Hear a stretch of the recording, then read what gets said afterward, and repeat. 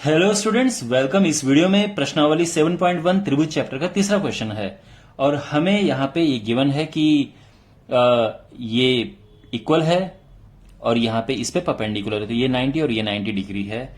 और हमें बताने की जो CD है यानी ये लाइन ए बी को समद्विभाजित करती है, ए बी है इसको समद्विभाजित करती है। तो देखो, अगर ए बी को दो बराबर हिस्सों में, इसको बाइसेक्ट कहते हैं, समद्विभाजित करना।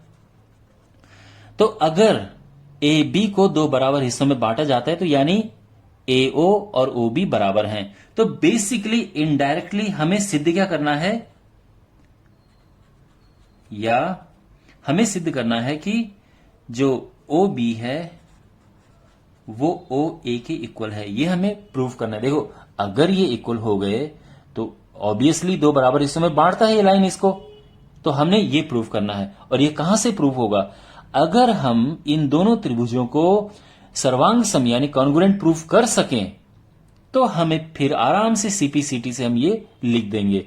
तो पहला काम यह है कि इनको हमें प्रूव करना है सर्वांग सम। अब दोबारा बात वहीं पे आती है कि सबसे पहले हम इसको दिमाग में सॉल्व करेंगे और उसके बाद फिर इसे हम यहां पर लिखेंगे। तो दिमाग में सॉल्व करते हैं। देखो, ये और ये बराबर है, बिल्कुल ठीक है। ये और ये बराबर है, बिल्कुल ठीक है। तीसरी क्या चीज बराबर है, सोचिए। तो यहां पर ये कोण और ये कोण आपस में बराबर हैं। क्यों? क्योंकि ये वर्टिकली ऑपोजिट एंगल्स यानी शीर्षाभिमुख कोण हैं और ये आपस में बराबर होते हैं। तो देखो क्या नियम बन रहा है, ये है एंगल, एंगल और side, A S, angle angle side. ये प्रॉपर्टी अब यहां पे लगेगी। ओके, समझ आ गया है? तो दिमाग में सॉल्व हो चुका है। अब इसको हम यहां पे उतारते हैं।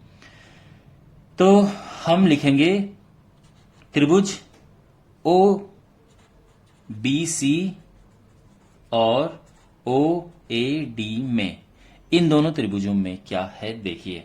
तो यहां पर सबसे पहले बात करते हैं, इसी एंगल की बात करते हैं, यानी एंगल बी ओ सी बराबर है एंगल ए ओ डी के। और इसका कारण हमें लिखना है क्योंकि ये हैं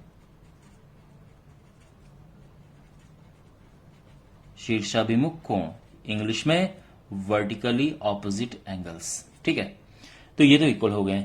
अब ये और ये एंगल इक्वल हैं, यानी एंगल ओ बी सी बराबर है एंगल ओ ए डी के। और ये दोनों क्या हैं, 90 डिग्री हैं। ठीक है, ओके। अब इसके बाद जो साइड बीसी है ये बराबर है साइड एडी के। यहां पे एंगल एंगल साइड बन रहा है ना नियम, तो हम कहेंगे कि सर्वांग समता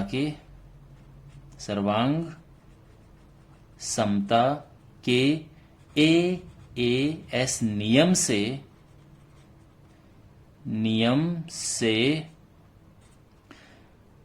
triangle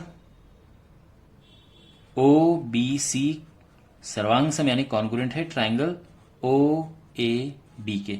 O B C O A D आपस में ये है।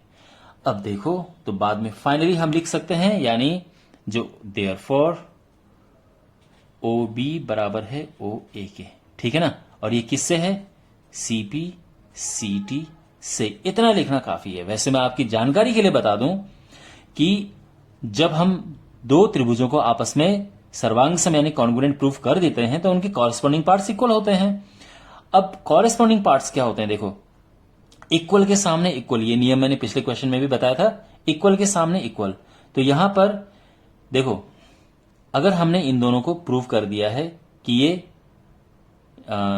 ये हमारे क्या हैं, ये दोनों सर्वांग सम हैं, तो यहां पर ये और ये कोण बराबर होंगे, क्योंकि ये कोण पहले से बराबर है, ये कोण पहले से बराबर है, तो तीसरा वाला कोण भी बराबर होगा।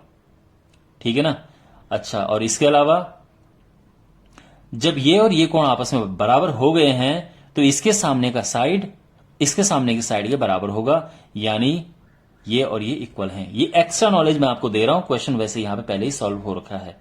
तो अब आपने लिखा, मतलब हमने ये लिखा कि बी ओ बराबर ओ ए है, यानी ये और ये बराबर हैं, ओ बी बराबर ओ ए है, तो हम लिख सकते हैं फाइनल जो स्टेटमेंट है, सी डी ए बी को समद्विभाजित करता है।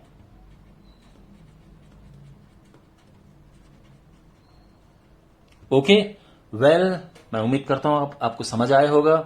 मिलते हैं अगले वीडियो में, टेक केयर।